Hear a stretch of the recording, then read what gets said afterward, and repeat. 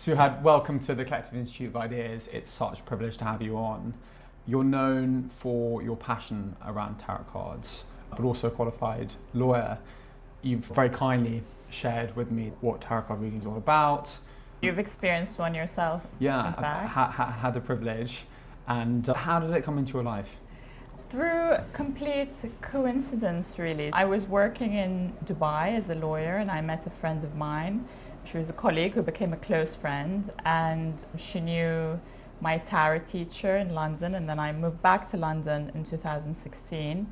Shortly after, she said, why don't you go to her for a reading? I just thought, okay, I didn't think much of it necessarily. I wasn't at all in that space. I had maybe done one thing similar in the past, and I thought, okay, why not? And I went to her for a reading. She's an incredible woman. I didn't necessarily understand how impactful it would be to my life from the first reading. It wasn't, oh my God, an aha moment that I love this. And I just thought, this is interesting. I really like the woman who did the reading for me. And she then said, I host classes, why don't you come back? And I started going to the classes really to find a creative outlet, because I was working as a lawyer. I felt very creatively stifled in that kind of corporate environment. And I thought maybe this is something different that might inspire me. So again, I just went to the classes, not thinking much of it, without a specific purpose, not thinking I want to do this myself or just let's give this a try kind of thing. And then what really shifted things was in COVID. And so I have to say, when I went to the classes and so on, I did not tell anyone about it. None of my friends, none of my family, nobody except the friend who introduced me to the teacher knew that I had an interest in tarot or that I did this. And then in COVID, something shifted where I think people around me became more open. Everyone was going through their own kind of personal crisis on some front or another. So I started to talk about it to my friends and offer them readings as a form of guidance or assistance, and they loved it. I have two particular friends who I'm really grateful for, because I did readings for them multiple times, and then they said, this is absolutely incredible, you must do this professionally, you have a gift. And I was very skeptical, very fearful, very preoccupied by what society and people would think about this. I kind of was still struggling with my own identity in a sense, because I was shifting away from being a lawyer in the traditional sense, but it was a lot to suddenly embrace this identity of, oh yeah, I was a lawyer, now I read tarot cards professionally. It just seemed a bit ridiculous to me back then. But I did slowly start to tell people about it. And I would say up until 2022 is when I really was becoming very vocal and open that this is something that I'm doing, and started offering services professionally to people.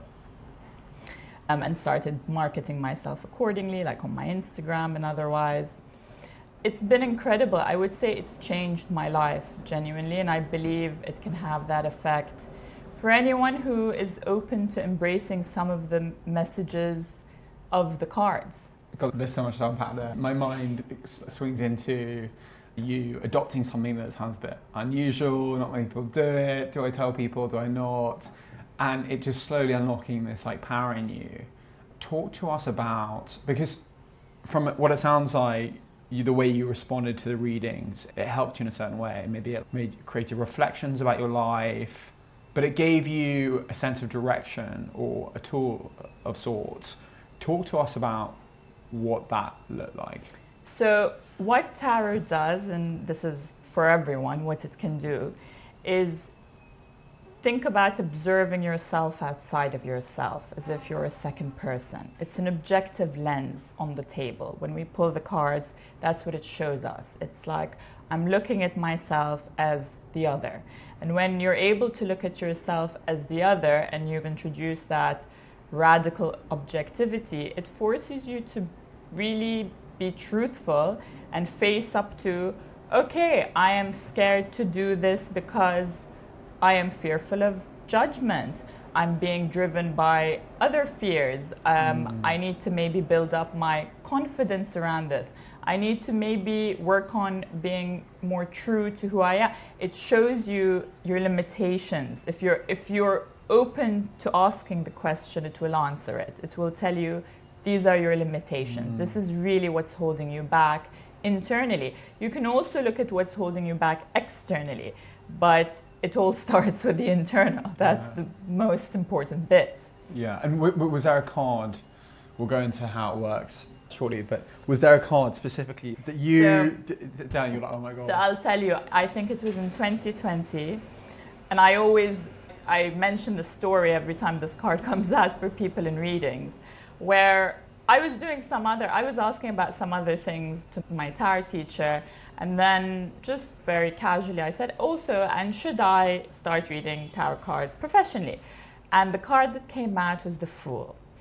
And the Fool is a major card, so I use the most commonly used deck. It's called the Rider-Waite deck. It has 78 cards, 22 are majors. You can go on later to talk about in more detail the designation of the cards. But essentially the Fool is numbered 0, and the Fool is not a beginning or an ending. It's about taking a leap of faith, going into the unknown, being willing to jump off the cliff, but that allows you unlimited possibilities. It's unlimited potential. And that was very powerful because I knew the cards and I believed the cards, but even though I knew and believed the cards, I thought, oh wow, I did not actually expect this. I was almost not ready for that response. And funnily enough, the Fool, I also say, is always the pre-beginning. So it's almost like you have to, when we have a realization or we think, okay, I'm ready to embark on this journey, I always say to people, be aware there could be a lead time to that. It could be that we have an inner knowing that this is what we need to do, but it could take us 1 or 2 more years to action that. And that's exactly what happened. I asked in 2020, I didn't fully action it until 2022. But if you want to know the answer, be ready to jump off the cliff. And so many things you cannot imagine now that are enriching and that are possible could come your way. And that is really what happened. Looking back, it was the absolute most perfect card I could have gotten for that question. And how many cards does one end up being dealt when you have your cards read? So if you remember from your reading, 14? Will, no. So I start out with, it's a very classic tarot spread called the Celtic Cross. It's a 10-card spread. And that's an overview across all areas of your life, which is a screenshot of the present moment up to the next 9 months, let's say. And that places you where you're at, some of your obstacles, where you're coming into, your fears, the past. It contextualizes almost the moment that's brought you to this reading and where you will go thereafter. It's a very exposing experience having your cards read. Talk to us about that. I think you have to, by the time someone comes for a reading, they already have a level of openness. As in most people, if they're not ready to look at something through a fresh lens, it's very rare that they come to the reading. So they're ready to receive, most people, the information. Of course, resistance is part of human nature. We're all built for resistance. There are things that we don't really want to know or we don't really want to face about situations or ourselves. So I try to guide people to the questions. There's someone yesterday who gave me a brilliant analogy of the tarot questions and how they work. They said it's like a ChatGPT prompt. The answers are only as good as the questions. So there is an art to asking the right question. And you have to discern that. So that's where you have to tap into, depending on what in the cards, my own intuition, to think about what is really relevant. Intuition and a lot of clarity. I read in quite a forensic way, and I think that comes very much from my legal background, where you are literally trained to write and approach things in a very formulaic way. Yeah, objective. At a law firm, objective and very clear, straight to the point. It is about clarity and structure. So I feel like I've taken that into my readings. But also, I've had situations where It's like someone wanted something deep down, but they were not ready to verbalize it. They were not ready to really say to themselves or acknowledge, this is what I want. So then very pointedly, I would say to them, and would you like to ask about, and I've had people who, they're taken aback, they pause, they might say no, and then they say, actually, yes, I do want to ask about that. But you have to work through those things with people. But yeah, someone has to be ready for a degree of openness with themselves and accountability, because tarot, it's representative of the idea that we shape our lives through our mindset and our beliefs. Not fully, but largely.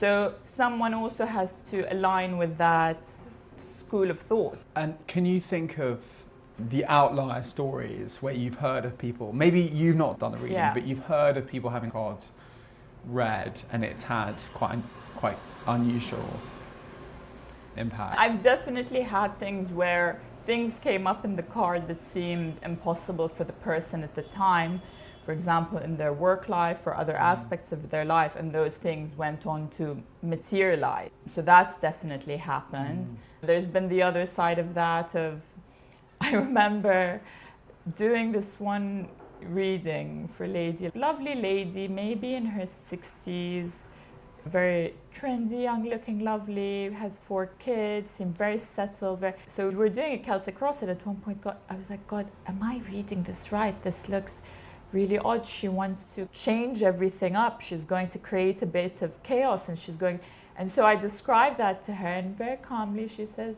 oh yes, that's what I'm thinking to do. I'm thinking to reconnect with an ex-boyfriend from 30 years ago, even though my husband's a wonderful man and we've had a blissful marriage and this, that. And I was blown away, because it really made me doubt my reading, because that's what the cards were telling me. I don't know what she's done since. This was a year ago maybe, and I'm not in touch with this. I don't know, but I think it does make people face things, realities in their lives, and things that they want to do, whether good, bad, otherwise. It's very honest. It's an honest reflection.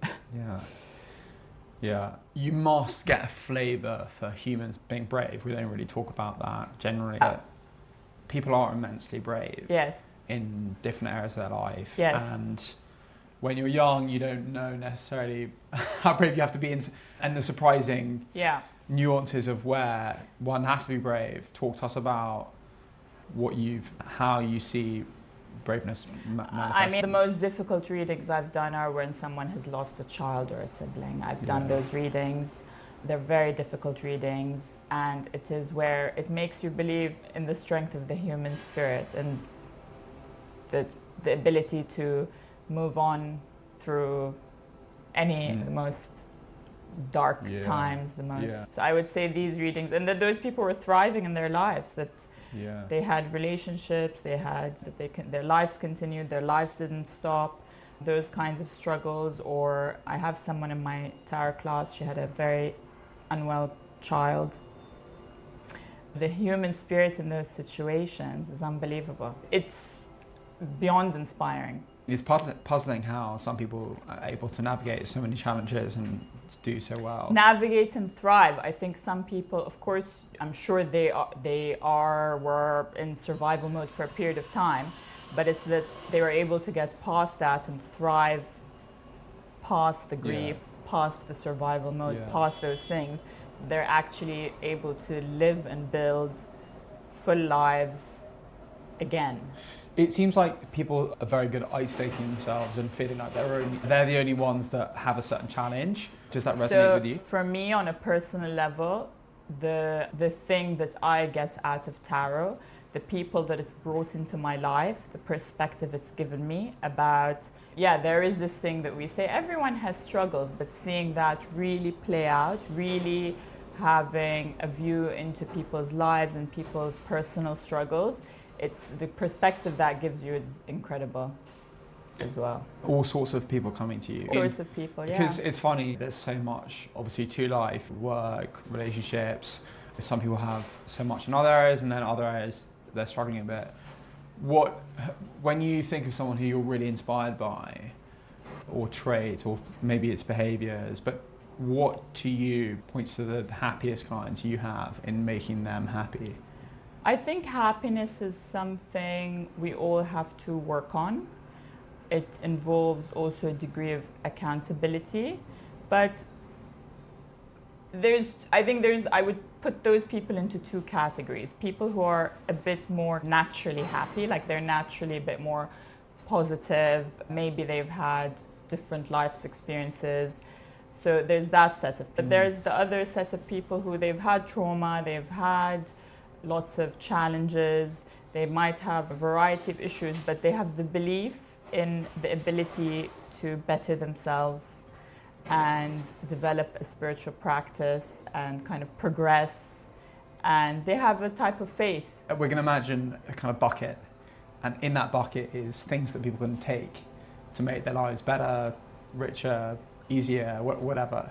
And so I know there's certain things you do that make you different, or Tara's one of them. What are the things from that bucket that you would suggest that people take? The very first thing is people feel much more helpless than they are. So the number one thing to take is a sense of agency. Know that you have much more control over your life than you can possibly imagine. Okay, so if we then take that to what does that mean, break it down further, you have choice, you have free will. You can choose and filter the thoughts that you think. You can choose the behaviors, you can choose the routines that are conducive to you, that will make you feel better or not. You can choose to be around uplifting people or not. There's so much you can choose to learn, you can choose to grow, you can choose to listen to something uplifting every day, you can choose to do a bit of you have a lot of control over your day-to-day choices that can be uplifting or not. You have a choice as to how to look at situations. Many cards represent perspective, and perspective is also within our control. There's different ways to look at things. Okay, so someone's got some bad news, it's just brought them into a flurry of negative thoughts. Yes. They're lucky enough they've got you right here. Yeah. What are you saying to them? Okay, am I doing it via the cards? Because I try not to advise people outside of the cards unless they're friends of mine. Yeah. So am I using the cards are we doing a reading? This is not a reading setting. Okay. This is, someone's got negative thoughts. Are you saying to them, look, completely kill all of these, change your thinking? Yeah, what would be like some pragmatic... I'm saying to them, depending on the gravity of the news, first and foremost is, okay, accept it, absorb it. Don't fall into what we all have a tendency to fall into, resistance and victimhood. So try to accept what's going on, and then, eventually when you're ready, we're not robotic. If someone's news is if it's quite sad or derailing, or there's a period of time where you have to sit with the feelings, you have to undergo healthy processing of emotion, because again, the whole theme is if you don't process emotion in a healthy way, those become our shadow, and our shadow are the fears and blocks and limitations we're driven by. So healthy processing of emotion is vital. And once you've tried to sit with the emotion, accepted it, processed it, that can be anything. That can be maybe just have a good cry. Maybe it's, do you want to talk about it? Shall we journal about it? Is there some type of meditation? When I'm sad, I actually just park myself and meditate. It's like, what is the self-soothing practice that's appropriate to the situation that could just for that momentarily put them in a place that's slightly better position? Because you can't change perspective. You can't do a 180 to change perspective. You can't go from panic and that mindset to, okay, suddenly I get it, it might be amazing. You have to go through the processes. And then once they're in a calmer state, it's about trusting in the universe and thinking, what could this be? What is my spiritual lesson here? How can I reframe this? What am I meant to learn? What is it that I'm struggling with or resisting against? What do I need to surrender and let go of? Two things come to mind. One is, you mentioned the word trust. How do you manifest that trust? By letting go, by not controlling. We're all control freaks. We're all driven to control things, even if we think we're not. It's human nature. And when you let go of control, that is a sign of you trusting in the universe, being more in flow, allowing things to happen, believing. I mean, you can give me a personal example or a theoretical example if it will, and I can guide you. No, you said it so beautifully. We've had a marketing expert on recently who talked about connection, and he talked about how much happiness he gets from his dog, and how there's 3 parts of the human brain, and your basic needs of touch, connection, are so much overlooked in the world. Do you relate to that? Yeah, connection, your clients? Love and connection are a universal need, 100%. Yeah. And I always remind people of that when they're skeptical about people in desiring relationships and so on. I always say love and connection are universal needs. Whatever we show or we manifest, whatever we show and manifest can be driven by fear, but fundamentally we all want love and connection. How that manifests in the readings for people, of course. I would say that every reading has 2 main parts. Nearly everyone will ask about their career life / purpose and their love life or family. If it's not partner, it's children. If it's not children, it's mother, sibling. That's universal. Friendships. Those are. So then you see that actually human needs basically fall into purpose, connection, and material security is a big one. Health, of course, also health comes up. There's a lot of personal energy. You talk about energy about clients and how you only let certain people, in, and people who there's the right fit with. How do you come out and protect yourself from getting burdened by? You have to, one, be very good at compartmentalizing. Yeah. As I've said, I've done readings that are tragic and so on, and you have to compartmentalize ultimately. Yeah. I think by nature I'm quite good at that, so I don't find that difficult. And I think what helps me is feeling that I've helped someone on some level, that if they're even 1% uplifted after a reading, that for me is good enough. So that helps as well. And there are practices. I am a person who I use Palo Santo. I do my own meditations. I believe in Reiki, so I have a lot of Reiki done for me to clear energy that we pick up. We all pick up energies, obviously depending on your level of exposure, but I have that done regularly. So there's practices I have in place. But I also have learned, it's been difficult, this journey for me, in that I've had to be very good with boundaries, because you can have people who are codependent. There are situations where you may have to turn someone away. For example, I've had a couple of people, they might have some mental health issues. It's not an appropriate forum for me to be advising them if they need medical care, essentially. It was very difficult for me to navigate those situations coming into this, not really knowing, and I did have guilt associated with it. And I remember speaking to my Reiki healer about it, and she said, no, you have to have very strong boundaries to continue this practice, and everyone in the healing space does. And someone who's listening to this, they're thinking, I'm not going through a major breakup, work's going well, I've got an amazing family. Yeah, what great. Can they get out of it? Yeah. They're like, oh, okay. I've heard these words a few times. All spiritual practice, we don't do the spiritual practice just to be good now. We cultivate a spiritual practice for when the bad times come.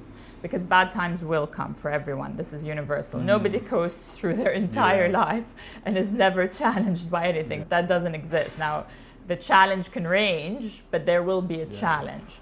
So what you would say to them is, one, that it could just add a layer of fulfillment. That I don't think there's an end to fulfillment. I think even if you're fulfilled in your relationships and your work, and there's always something else you can learn about. It's fascinating. I still go to my classes. It's been how many years? It's been 7 years, and I still attend my classes, and I'm always learning something new. And if you're an intellectual, You will find it really stimulating, but also as a way to cultivate a spiritual practice for when challenges do come into your life. For families, for parents, for people trying to relate to children, it can be a really good tool because it makes you look at relationships differently. It's same for your partner. So it can shed light on things and give you, again, perspective in a way that other things would not. The nice thing also about tarot is a lot of people who come to tarot, they've already done a level of therapy on themselves, and a lot of people enter therapy for many years, and I think that has different impacts on different people and so on. Tarot is it's a session, it's an hour. You come for an hour and you could get anything out of it. It could even be, as you pointed out, I want to explore something a bit more creative, or some people, they've got time in their hands, or maybe they're good at what they do, but they are looking for something that they love, that it might be something new or getting deeper in something. And that, I guess that's a great example of something that they could potentially learn about. So in terms of being fulfilled, we all need a creative outlet. Everyone. It's, again, a universal thing. Creativity, in this day and age, it can be very stifled, especially people who are in corporate jobs or certain industries. They don't have a creative outlet. That impacts your sense of fulfillment, your sense of happiness, because we are wired to need a creative outlet. So it is a creative outlet on multiple levels. One, they're visually beautiful, I think, beautiful cards to look at, but two, it's also, they're creative in terms of how they're read, the ideas they present, and they may lead you in a different direction. So I'll give you an example. I teach a class, and in the class, since they've all taken up tarot, many of the members of the class have gone on to pursue creative outlets.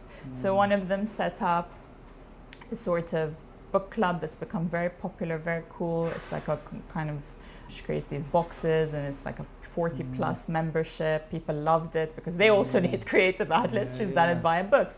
And then someone else was already in the creative space, but it's redirected her kind of creativity. There's a few writers in there, but it's encouraged everyone in the class to tap a lot more into their creativity. Fascinating. So we're now going to jump into quick fire questions. Yes. 3 things you get joy from, and it can't be anything through tarot. Joy? It can't be tarot? It's got to be something else.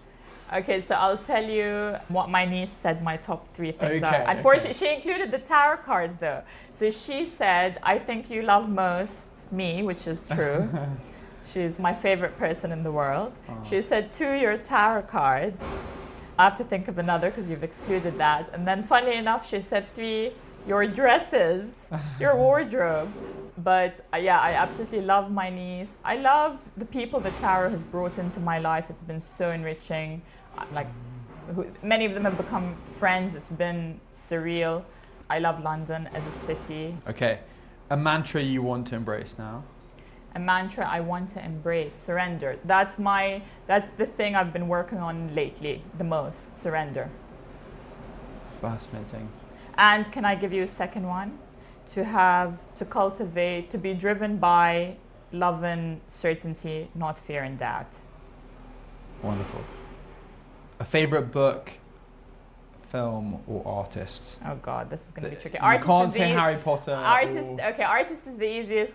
I love Picasso. Okay. Book and film is going to be quite challenging because there's just so many. Something a bit more off. Book, The Invisible Heart's Furies, I think by John Bourne. Okay. It's like really stays in my mind. Fantastic. Film, God.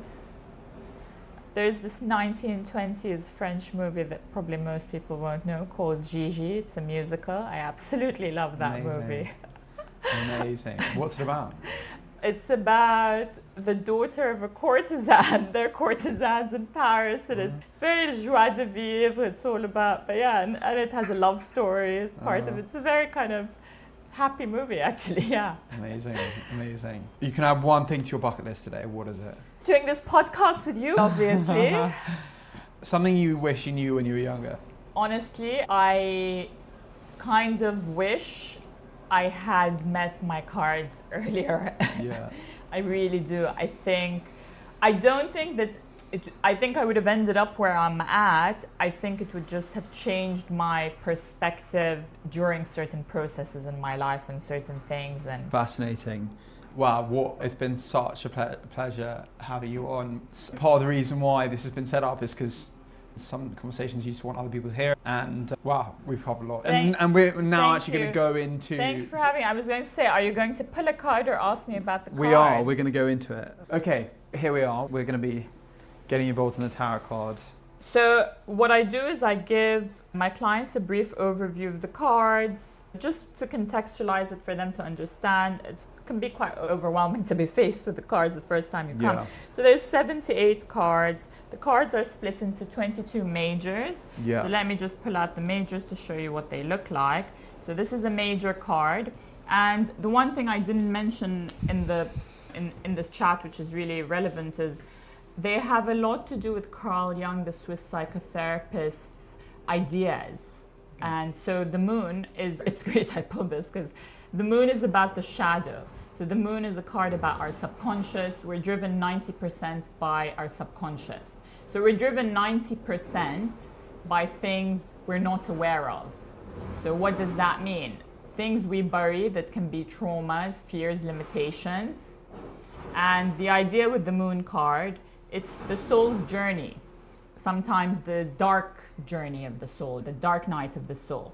And it's all about extracting the stuff that we've buried that cause us to feel fearful, insecure, doubtful, to bring it to the surface. Because once we bring it out to the surface and we have an understanding ourselves is incredibly empowering. It's 50%. Awareness is really 50% to start this journey of making change or to lead you to a place of empowerment.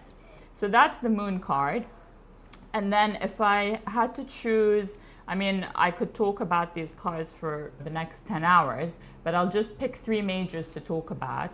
So the star is another card that is about our big dream. So most people do have a dream. They either think they don't know it, or they know it but they don't want to admit it to themselves because they don't believe they can achieve it. And that's the idea of this card, that it's something that it's out of our reach, but if we were to believe in it, it's a very healing thing for us. So think of it as our kind of like big purpose that is healing, but we're too scared to believe it's achievable. We don't want to believe in it. This takes ruthless belief. When you've lost hope and you have this card, it's telling you ruthlessly believe no matter what. And then, God, I might end up doing more than 3. The Hermit is a card representing 2025. And the Hermit is about being true to ourselves, listening to our inner voice, not being influenced by our families, social media, society's expectations, other people's ideas of happiness, fulfillment, success. It's what do these things really mean for you? And this is something I've had to work on to read tarot for people, because I've had to really say, I need to embrace that this is that might be a bit strange to some people. I need to embrace, it's okay because I trust my own voice. I'm on my own path. And it's also okay if I'm on that path alone, because here we have this star in the lantern. I have everything I need to guide me by way of my inner truth, my own integrity. And so this is a card of manifestation, the Magician. It's the number 1. And the Magician has all the tools on the table, and it is the ultimate card representing our sense of agency, free will, but also willpower, determination, that if you have all the tools on the table, you have everything it takes to pull something off. You need radical self-belief to do it. But also you need the vision and application to take those tools, to transform them into the thing that you want. So it is an ultimate card of, how can I tap into my full potential, my full power? How can I tap into my most empowered self? And I'll pull a final card, which is, I'll just show you, this is the card that my teacher pulled for me to start the Fool, the new journey.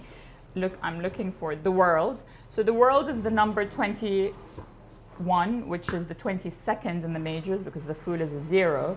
And the world is the culmination of the fool's journey, the 22 majors. It's also about individuation, which is a concept of Carl Jung. Individuation is reaching our authentic self. What is the purpose of our lives? To strip away all the layers that are not ours, that people have put on us, or things, experiences. It could be traumas have put them on us, or people, expectations, whatever it is, to strip them to a place where we're whole. We act from a place of wholeness, not a place of lack. And it's a type of, it's fulfillment. Individuation is becoming who we're really meant to be in this lifetime. So aside from the 22 majors, there is also 16 court cards. Court cards are pages, kings, knights, and queens. And they're also based on Carl Jung's ideas of human archetypes. We're all meant to embrace some qualities at some point. We can't stay too long in any of the archetypes because then we flip into its shadow.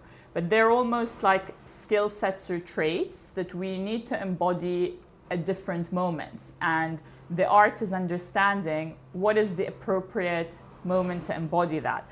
So if we take these two cards, the Queen of Swords and the Queen of Pentacles, the Queen of Swords is the Queen of clarity, strictness, boundaries, but she's not particularly emotionally, she's not particularly tied to herself emotionally. She's suppressed her emotion. So this card, if you think of, for example, a parent, by some moments, you need to be a bit of Queen of Swords to establish some sort of boundaries. If you're only that all the time, you're going to be quite a harsh parent who alienates their children. So you need to balance that with love, nurture. So you need the balance. So these are two of the suits. So the Queen of Pentacles is the stable queen, the more nurturing queen, bit of kind of the homemaker queen, but she's accountable, she's responsible, she's reliable.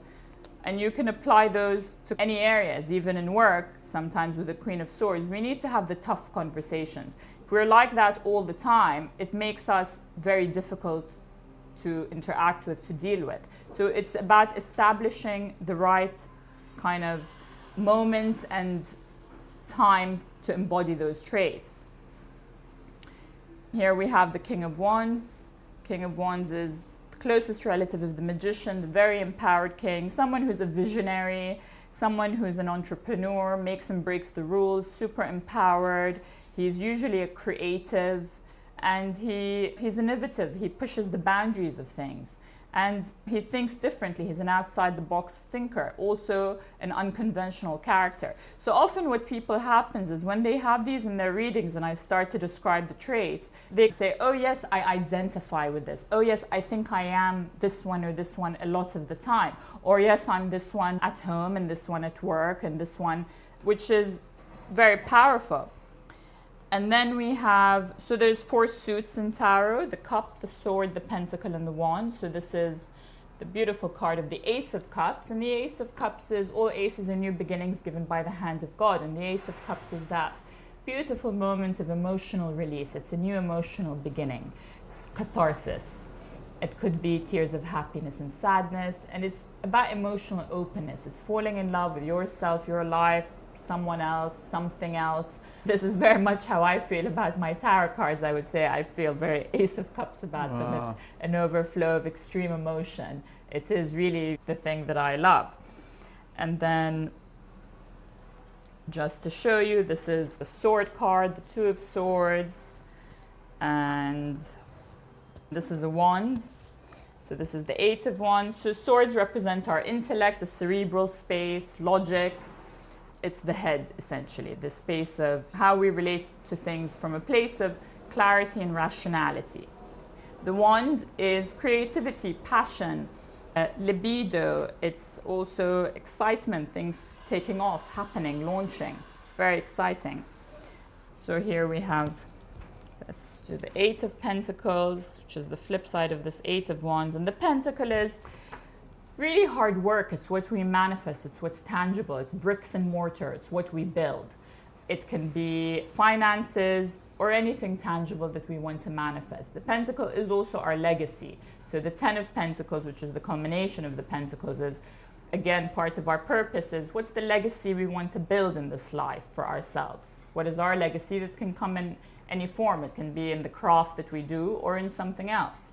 Now, all of these cards, whether it's the majors or the court cards, the minors, they have good and bad aspects. No card, some cards are on the whole positive, but they can appear in a negative aspect. And if you're negatively aspected by a card, it can be too much of that, or the idea of the shadow of the card.